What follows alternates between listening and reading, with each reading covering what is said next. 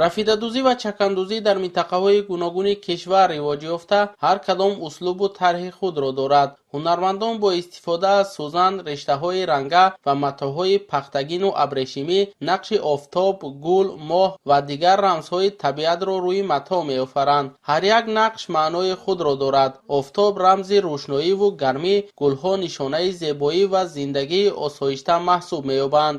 мо рафидаро барои нунбандӣ тайёр мекунем. махсус хӯрак ки рафида хӯрак меган, амуро мечинем, меорем, мерезем, баъд аз тар мекунем, медузем, хеле гал мемонем.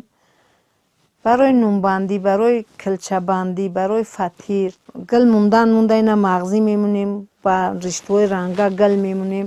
барои бо мақсад арӯсое ки нав хунадор мешаванд, ба орои во мекунем. ба гуфтаи ҳунармандон, рафидадӯзӣ сабку услуби махсус дошта, бештар бо нозукӣ ва зичии духташ фарқ мекунад. ин навъи дузандагӣ маҳорати баланд ва сабру таҳаммулро талаб менамояд. барои омода кардани як куртаи чакан ё рӯймол ҳафтаҳо ва ҳатто моҳҳо вақт сарф мешавад. имрӯзҳо ин ҳунари миллӣ миёни бонувони тоҷик рушд ёфтааст. аз ҷумла зикамо холова низ ба чунин корҳои ҳунармандӣ машғул буда, бо маҳорати баланд либосҳои чакан ва рафида барои нонпазиро омода менамояд. маҳсули дасти ӯ бо зебоӣ, тозагии духт ва интихоби рангҳои мувофиқ фарқ карда, дар миёни муштариён маҳбубият пайдо намудааст. чакандӯзӣ имрӯз на танҳо василаи ҳифзи фарҳанг, балки манбаи даромади бисёри оилаҳо низ гардидааст. ба таъсиси марказҳои омӯзишӣ ва баргузории намоишгоҳҳо, ҳунармандон имкони муаррифии маҳсулоти дастии худро пайдо мекунанд. чакандӯзӣ ин танҳо духти нақш нест, балки таҷассуми таърих,